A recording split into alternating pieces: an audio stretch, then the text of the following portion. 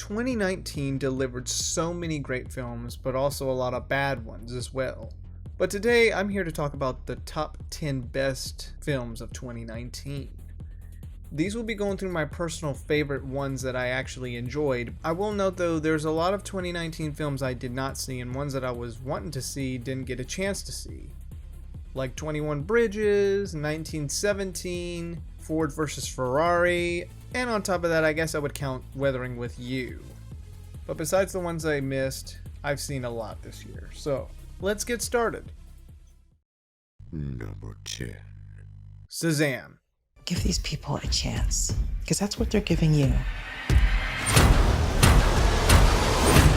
This was a really decent film with a message to the main character, and an interaction with his friends. Though the film was a little more lighthearted.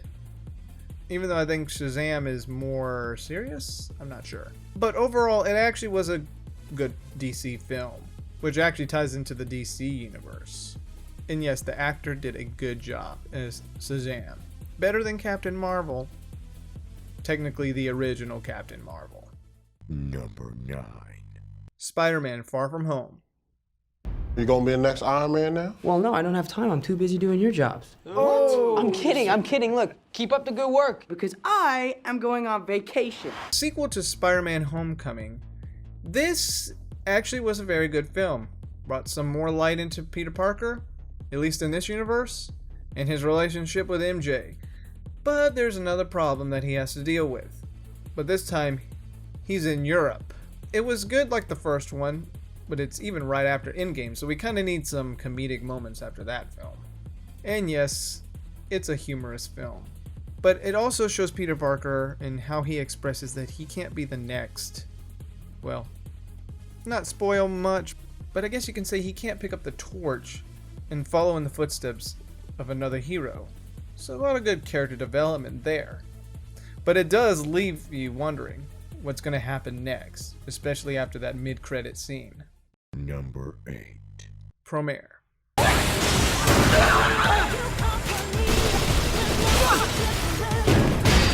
I was expecting this anime to be a bit crazy, but after seeing it, it actually was a pretty good anime film. Yes, it's crazy, but I like it better than Kill la Kill. Like the characters, but it also shows the character not really being as cocky as most characters would be when they get the fame for being a hero. While he does show off, he's not cocky. And that's what I like about him, including the side characters too. Yeah, it is weird, but I think you would enjoy it for what it is. And it was a pretty fun anime film to watch from beginning to end. And yes, a lot of references to their other projects, especially Gurren Lagann. Number 7. Gundam Narrative.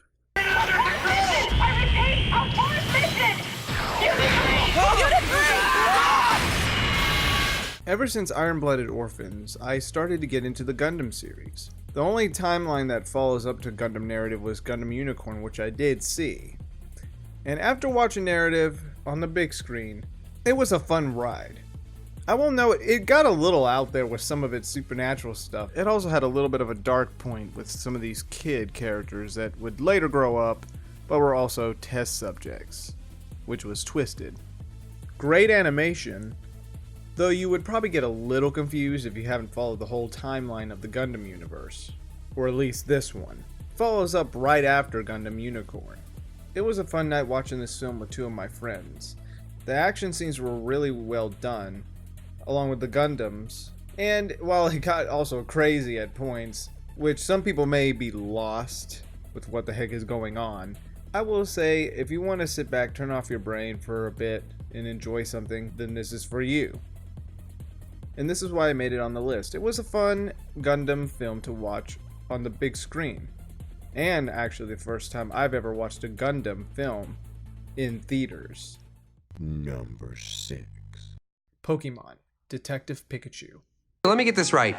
We're forced to listen to this spa music so your head doesn't explode and kill us all. Psyduck? Hey, you put that down. I am not giving you a massage. Psyduck. Fine. Hand it over. This was a very good adaptation of the video game series. With funny and comedic moments, Ryan Reynolds does a good Pikachu. He was hilarious. The visuals were really good too. I gotta say, I was not disappointed. I mean, I watched Pokemon back during the day when it was on Cartoon Network, so that's why I went to go see this movie. While I've grown out of Pokemon, and to be honest, I've never played a Pokemon game, this was a film I really did enjoy. If you like Pokemon, this is for you. I believe you will enjoy it. I personally did. Brought a nostalgia back to my childhood memories. Number 5. Knives Out. Harlan started out with a Rusty Smith Corona and built himself into one of the best-selling mystery writers of all time. Very cool clue type film, and wondering what will happen next.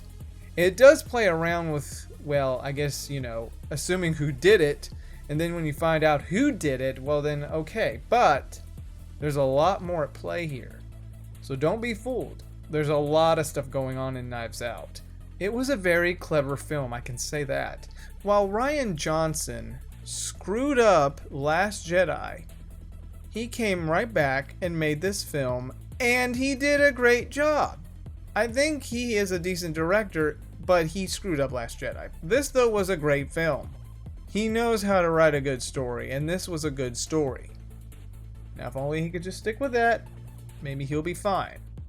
Overall, yes, Rian Johnson, I did like Knives Out. Number 4. Aelita, Battle Angel.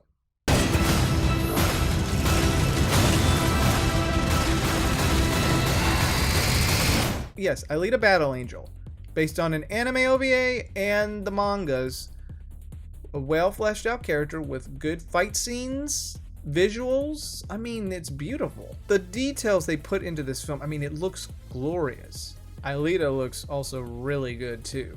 And the actors did a good job in this film. While this film didn't do great as it should have done, I believe it tops it because I personally enjoyed it. And it makes me want to actually read the mangas. Number 3. Avengers Endgame. It's not about how much we lost. It's about how much we have left. Now, obviously it's not going to be a surprise. But Avengers Endgame is like a Super Smash Bros. Of the film industry. And boy did it deliver after the first film, Infinity War. The final showdown, it was also very impactful. The final build-up was so great. So great. It is the final conclusion to the Avengers. And man, it was very impactful, like I mentioned. A very long film too, just like Once Upon a Time in Hollywood. But even all the characters from the MCU come together. Great. This time, everybody's in the same boat, ready to charge against the enemy that destroyed them the first time around. Number 2. Once Upon a Time in Hollywood. I'm Rick Dalton. It's my pleasure, Mr. Schwartz. Call me Marvin. Put it there. I've been getting into Quentin Tarantino's films lately, and I gotta say Once Upon a Time in Hollywood is one of his best films lately. The videography in this film is great. Acting is so well done in this film. Leonardo DiCaprio nailed it alongside Brad Pitt. Some good character development, slice of life. I will admit it was slow but not boring because the writing was well done. And yes, the ending was so awesome. Won't say, but you will enjoy the ending.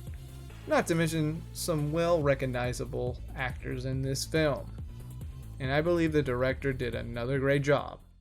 Cut! Embarrass yourself like that in front of all those goddamn people!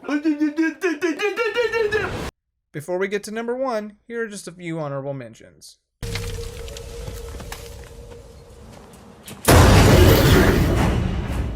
Hey, what's going on? Tommy's missing. Are going to help create happy memories that will last for the rest of her life. Huh? What? Oh, yeah. Oh, God. Hey, Possum Ape. Sorry, just you in that chair. I think I would have made a damn fine president. Oh. Annabelle. I'm sorry. What else did you touch? Everything. Number 1.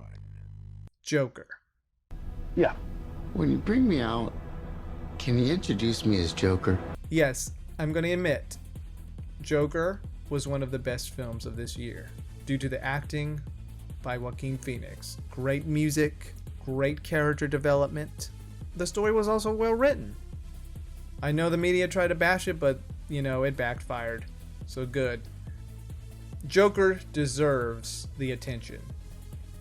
It shows why Joker snapped. It showed the chaos that he would end up causing in the future. Joker has always been like my favorite villain character in the DC universe. Batman, since I like the Batman series. And this film delivered with his backstory. There's been so many adaptations of Joker's backstory, but this one was really well done. And Joaquin delivered with great acting, great moments, great scenes. Disturbing film. Surprisingly, it didn't bother me, but it may disturb some others. But overall, yes, Joker, best of this year.